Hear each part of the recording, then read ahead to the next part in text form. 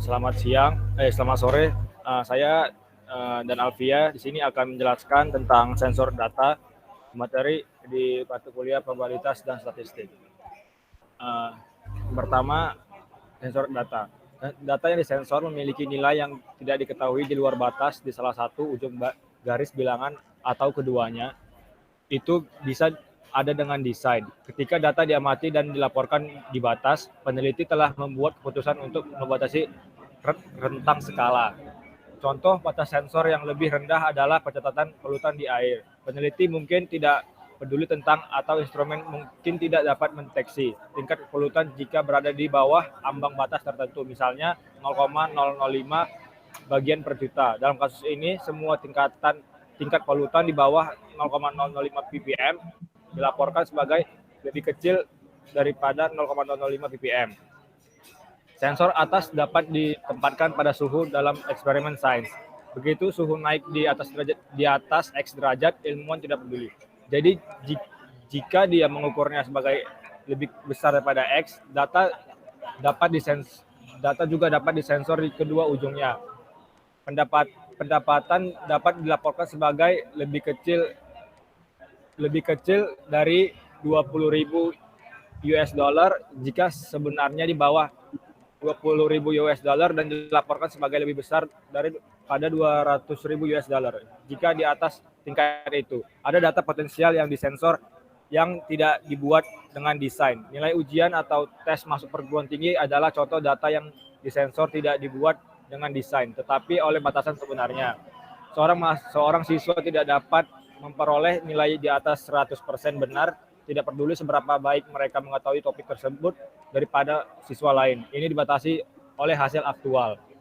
Metode data yang disensor yang diusulkan oleh Johnson untuk pemisahan data berarti pre-ranking data setiap keluarga sehubungan dengan data keluarga lain. Peringkat baru dihitung untuk data setiap populasi menggunakan rumus berikut. Nilai baru kenaikan delta dihitung segera setelah satu atau lebih data yang disensor dapat populasi lain ditemui dalam urutan data pengujian. Rumusnya I aksen I sama dengan I aksen I kurang 1 plus delta. Delta sama dengan N tambah 1 kurang I aksen I kurang 1 per N tambah 2 kurang J. Itu maksudnya I aksen ke I ya? Iya, I aksen ke I. Sama dengan I aksen I J1 ya. I aksen I sebelumnya ya maksudnya ya. Oh iya, baik Pak. Oke, next. Next, I mengacu pada peringkat datum dalam distribusi yang dipertimbangkan atau data berada dalam urutan naik, yaitu peringkat baru dari kegagalan I. I aksen I kurang 1 adalah peringkat baru dari datum sebelumnya. J adalah mantan pangkat datum kegagalan dalam total distribusi memiliki N data. Jika parameter statistik kemudian diperkirakan dengan metode pemasangan fungsi distribusi ke distribusi empiris yang diperoleh, estimator probabilitas adalah probabilitas I aksen sama dengan I aksen kurang 0,5 per N, di mana N adalah jumlah total data dalam total distribusi. Sebagai contoh ilustrasi metode pemisahan data, mari kita pertimbangkan dua populasi serentak A dan B data. Jumlah total data adalah 10. Tabel 7,7 bisa dilihat di samping memberikan peringkat awal dari semua data dan peringkat baru untuk data setiap populasi yang dihitung menggunakan rumus sebelumnya. Dapat diketahui bahwa jumlah peringkat baru terakhir dan nilai kenaikan terakhir adalah 11 untuk kedua populasi A atau B.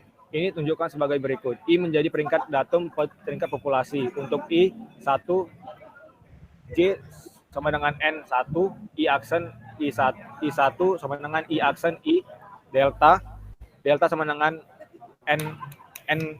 N1 kurang I aksen I yang memberikan I aksen I1 sama dengan N1. Kondisi I aksen I1 sama dengan N1 dengan I datum terakhir dari distribusi yang diperiksa menunjukkan bahwa pemisahan data valid. Sekian dari kami. Ya, Mbak, lihat lagi ya. lihat persamaannya dulu, perlihatkan. Ini Pak. I aksen ke I ya, sama dengan I aksen I sebelumnya ditambah delta ya. Atau mungkin perubahan ya. Perubahannya adalah N plus 1 dikurangkan dengan I aksen I sebelumnya dibagi dengan N tambah 2 min J ya. Metode data yang disensor diusulkan oleh Johnson. Oke. Next, coba. N adalah jumlah total dalam total distribusi. Untuk distribusinya bebas ya? Ya, Kelvin. Distribusi apa ini? Normal atau apa? Binomial atau distribusi apa saja ya?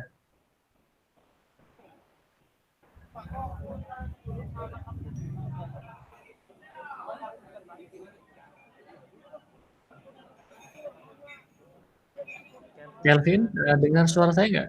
Iya Pak. Ya.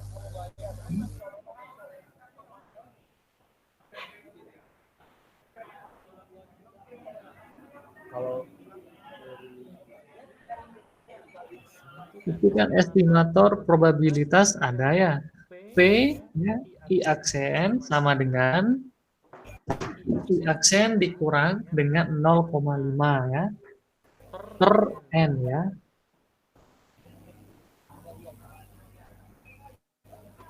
berarti N-nya dari distribusi bebas. Jadi saya kan ini menanyakan. Oke.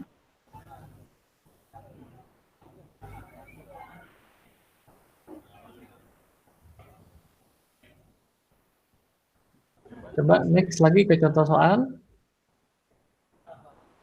Ya. Pemisahan data, jumlah total data 10 ya.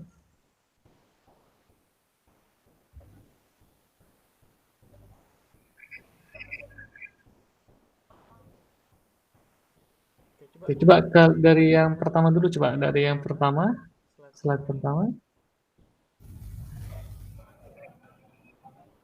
Next lagi, sebelumnya previous. Ya, ini data yang disensor memiliki nilai yang tidak diketahui di luar batas di salah satu ujung garis bilangan atau keduanya.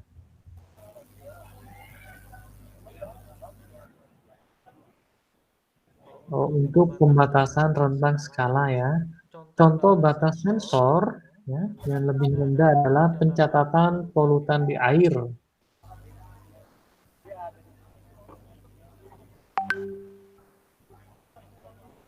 Oke, berarti ini harus butuh nilai threshold ya.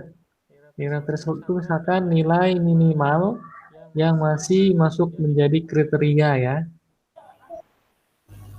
Oke ya, sensor data ya.